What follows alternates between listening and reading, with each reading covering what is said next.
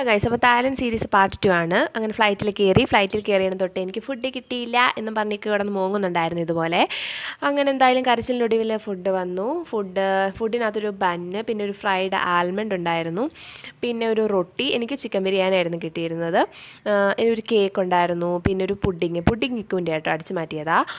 പിന്നെ ഒരു പച്ചമീൻ, വേവിക്കാത്ത എന്തോ പച്ചമീൻ, കുറേ പച്ചലയൊക്കെ കടിച്ചിട്ടുള്ള സംഭവം ഉണ്ടായിരുന്നു. പിന്നെ ഇക്കു ആക്രാന്തം കൂടിയുണ്ടായിരിക്കും. ഇക്കുവിന് കടലക്കറിയും ചോറായിരുന്നു, എനിക്ക് ചിക്കൻ ബിരിയാണി.